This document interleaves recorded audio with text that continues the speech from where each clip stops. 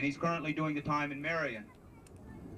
We heard about the walk, and Leonard asked me to come and see what's happening and to express a few of our concerns or ideas. And it is our understanding that this walk is for the people. It's the longest walk for the people. We get confused by the term of Indians and other labels that have been put upon us. We consider ourselves to be the indigenous people of the Western Hemisphere. We consider the Mexican people, Chicano people, the Indian people to be one people, because Mexico is in North America, and the United States is in North America, and Canada is in North America. So we consider ourselves to be all indigenous people. We are the indigenous people of the Western Hemisphere. We would get involved with this walk because we see it as a walk for the people. We see it as a walk to make an illegal American government, to honor the rights of the people, to honor the law. We talk about treaties and we say that we have our treaties, but treaties are law. You could take the word treaty and tear it up and throw it away. The treaty is law. It is our feeling that the American government can never be a responsible, law-abiding, respectable government until it honors the treaties that it has made with the indigenous people. We consider this to be a walk for all the people because the Constitution of the United States is nothing more than a treaty between the American government and the American people. As we have seen the American government violate our treaties and act in an illegal manner against the indigenous people of the Western Hemisphere, we have also watched the American government violate the treaty of the Constitution against its own citizens. We think it's a matter that the American people who consider themselves to be American, that they think about what is happening to them. Think about your role and your place in the American government society. The Constitution and the Bill of Rights say that all citizens of America will be treated in such and such a way. All citizens of America are entitled to freedom of speech. All citizens of America are entitled to fair trials. All citizens of America are entitled to freedom of worship. Do these things apply to you? Do you know that if you're ever charged, do you know in your heart that if you're ever accused of a crime, that when you go to court, you're going to get treated fair? Do you know in your heart that if you choose to worship in your own way, that you are going to be allowed to have this worship? Or are you going to have fingers pointed at you? Are you going to be labeled as being weird or strange? Are you going to be labeled as being a crackpot type of an organization? See, we live in a society that talks of freedom of religion, and yet the only religion it recognizes is the religion of God. This society is in the God business. We consider ourselves to be the natural people of the Western Hemisphere. We are the indigenous people. We consider that there is a difference between religion and spirituality. We have looked at our lives since the Christians have come and affected and touched the ways that the people live. We have looked at what has happened to our lives. We look and we see that the people that did this to us all claimed they were different races. Some were German and Swede and Spanish and all these different races, but they all worked for one God. Their religion, the thing that is supposed to be their spiritual base, God, their God that sits in heaven. Their God that sits in heaven and says that thou shalt have no other idols. I am the only God, and I am a jealous God, so you shall worship no gods beneath me or no gods above me. That was organized religion's way of telling the people not to respect the life that is in the trees, or that is in the animals, or that is in the other people.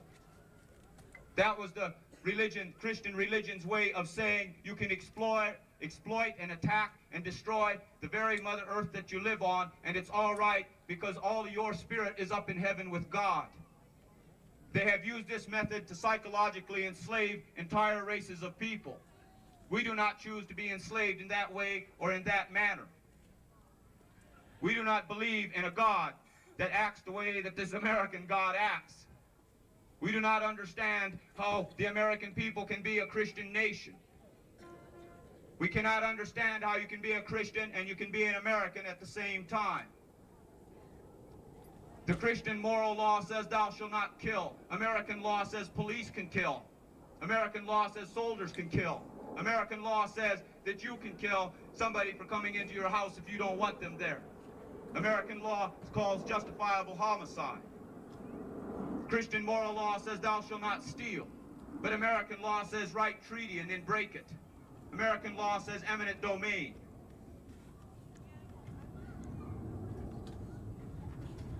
It is our feeling that as natural people we can only be one thing at a time. And it is impossible to be a Christian and an American at the same time. We believe that this whole religious thing has been an issue, has been a thing that has been come in here to cloud the people's minds. There is a difference between religion and spirituality. Spirituality means to respect the spirit of life and to know that you have a spirit and to know that you are the extension of the spirit of your people. Religion says you have no spirit, that all the Spirit is the Holy Spirit in God, or whatever they say, however they say it. We choose to walk in opposition to this type of a mentality. We understand our role to be that of the natural people of the Western Hemisphere. We understand our role, that we must learn again. We must learn once more on how to rebuild our nations. We do not want any part of a religious base that is built upon exploitation. We want no part of a religious philosophy that says that it's all right to take advantage of other people. We want no part of a religious philosophy that allows a government to act in the way that the American government acts against its people.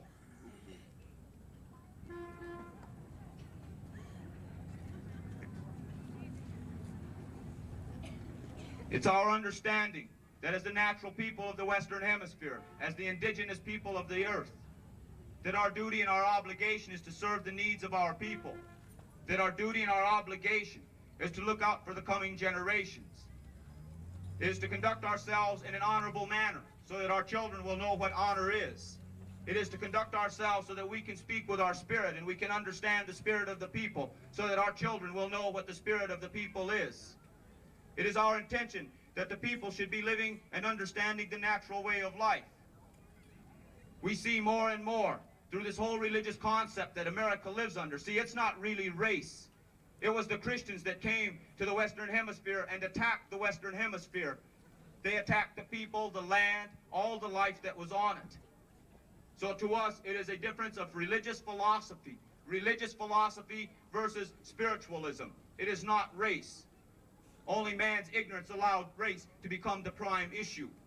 So we would never have to look back to our own spiritual existence. We think that the young people in the coming generations should be prepared to survive.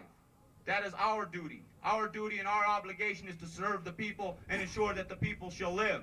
It is to look out for the coming generations. We look around us and we see more and more the religious way of America leading the people down the artificial road to living existence rather than spiritual life. People are taught to have more value in a GTO and ban roll-on spray deodorant and pantyhose and ultra bright toothpaste. People are told that they have to depend on the consumer things that the manufacturers sit in their high offices and make for you. And when they make these consumer things, they tell you that you will be a better person if you use this toothpaste or this deodorant or wear these jockey shorts or these shoes. When they tell you these things, they are attacking you. They are attacking your self-confidence. They are attacking your spirit. They are attacking your credibility as a human being because they are telling you without these consumer materialistic things that you have no validity. And then they want to know why we go out and get drunk and get high on drugs. They want to know why we commit suicide and have to do all these strange things because our lives and our minds are confused. And we're perpetuating that confusion and passing it on to the next generation. So we walk in opposition to the way that this whole religious thing has been put down upon us. We must understand it as a religion versus spirituality. because we have not been allowed to freely practice the spiritual ways of our ancestors. This religion came in here and said, no, you cannot do that. We do not want to hand over the minds of our coming generations to any government. We do not want to hand over the minds of our coming generations to any race of people. We are a natural part of the creation, and we were made to be what we are. The United States government and all the civil rights acts that it has, that is not God. They cannot change things. They are not supposed to make us to be something that we are not.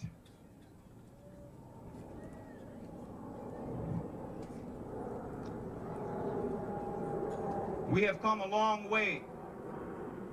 We have been through a lot of hard times. And yet we look around and we can see that the spirit of the people still exists, but it's fragmented. The people don't know how yet. They don't know how to communicate with their spirit, to communicate with the others. The people do not know how to understand their relationship to the past generations. We are one with the spirit of our ancestors. We don't understand power anymore. The government comes in and says, well, we have Congress and we have money and we have guns and we have laws and we have courtrooms and we have prisons, therefore we have power. That is a lie. These are all things that are tools of oppression. These are artificial forms of power, but because they take us when we are young and they take us down the artificial road, we do not take the time to understand natural power. The people have the potential for natural power, and there is no government in the existence of this earth that can stop natural power. They cannot stop a hurricane. That is natural power. They cannot stop a tornado. That is natural power. They cannot stop a blizzard. That is natural power. And the people have the potential for that natural power, but they want to lead us down this artificial road, so we will not recognize that. And they do this by patriotism and God and pointing the finger at people who choose to be free. It's not a matter of revolution. It's a matter of liberation. We do not want revolution. We do not want to be like our oppressors. And throughout the history of Western civilization, every revolution they ever had, the oppressed became the oppressors. We do not choose to exist in that type of a value system. We want to be liberated. We want to be freed from the values of oppression, exploitation. We want to be freed from the values of greed, money lovers, and liars. You live in a political society today. I don't understand it. Everybody in this country accepts the fact that their politicians lie. Why do not people get together and form a parade and go down the streets and say we are a nation led by liars? Why don't you put it together? Because that's what it is. A nation led by liars, a nation with no honor, a nation with no respect, a nation that does not even know what honor and respect are. And they choose to take us and force us in with their little laws, their silly little laws. They're going to terminate us. They're going to bus us. And the people still continue to sit back, many people. And yet we go and we look in other areas and we can see that people want to resist this. And that's how we know that the spirit of the people is there. It's just a matter we have to use our consciousness to try and make these things work.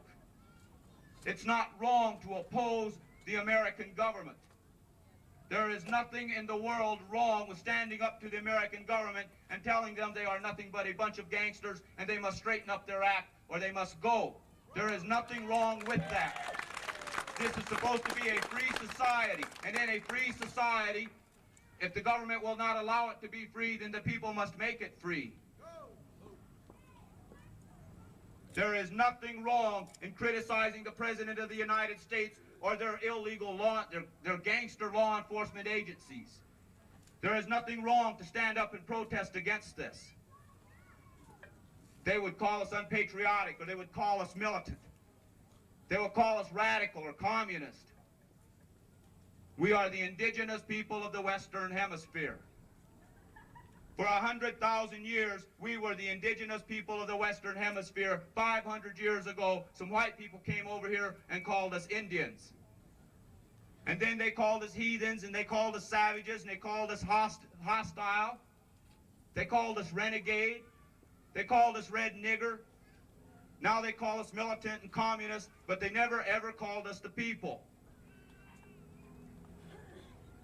So now in this day and age, when they come and they say, well, you're too militant or you're too radical because you have a mind, we let it slide off our back because we know we are the people.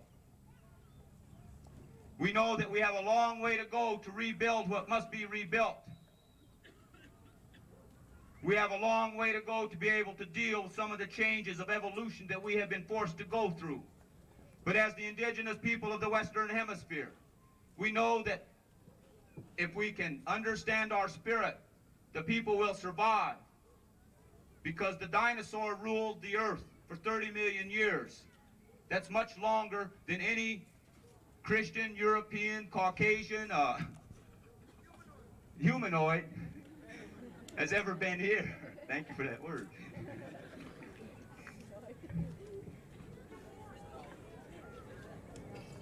When we go out and we attempt to build and learn for ourselves, and they respond by calling us the names and the labeling. You know, I remember when I was going to school, they used to tell me that Russia's a bad country because in Russia they have secret police and your neighbors spy on you. They have informants come live next to you and tell what you're thinking. And then I grew up one day and realized I was in Russia. And I remembered what they told me in school. You are supposed to stand up and fight that kind of a thing. So we got to tell America, well, we're here to fight that kind of a thing. It's not a matter, you know, we should not be intimidated. You know, we got to learn to communicate with our spirit. It's like, you know, how many times in our lives individually, how many times in our lives have we had to compromise ourselves on something we felt to be morally wrong? But we had to turn our back on it. We had to accept it because we were afraid. We were afraid of losing our job. We were afraid of getting a bad grade. We were afraid of getting grounded or thrown in jail or some other crazy thing that they would do to us. How much of our life is spent in fear? We are afraid to die. The most natural thing that there is next to birth, and we are afraid of it because we don't understand that we have a spirit. They control us and they have used their religious philosophy to make us be afraid. What type of a free society, what type of a free people can we be if we are afraid?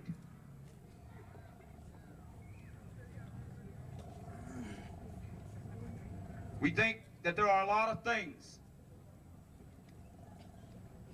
that have to be corrected. And we know that it will take a long time. But we also know that if we don't start now, that it will never be accomplished. And those of us who became politically conscious and became aware of what was going on and did not like it, we must think back in our minds, well, how old was I before this happened to my mind? How old was I before I realized I did not like America? And we must remember that so that we can prepare our children better, so that they will start to learn the truth at a younger age. America's afraid of the truth. It's a powerful weapon. So America tries to cloak it in lies. Lies. Said that this is all men are created equal. And then they had this great big lie, and everybody has accepted it throughout the world. We have accepted it. If America was a democracy and all men were created equal, why would we need civil rights? But they just bury us in lies and they get us to accept them.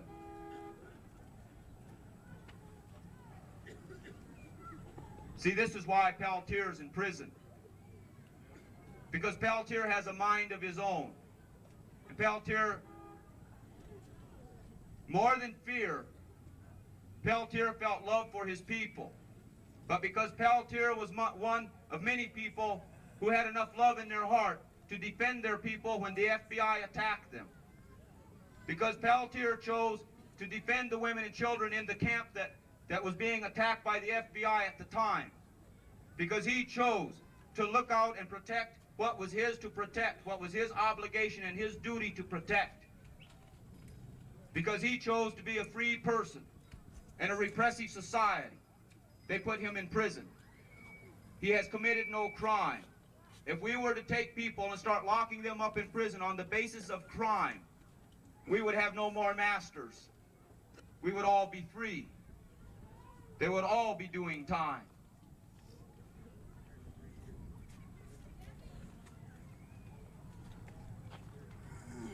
We would like the people that are here to think about the things that we have said. We would like the people that are here to pray for Leonard Peltier. We want to get him out of prison.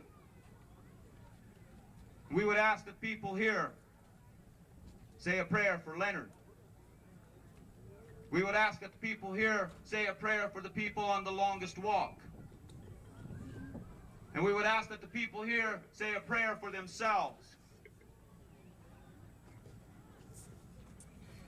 Because the future of the coming generations is our destiny. And we pray for the people. I thank you for this time.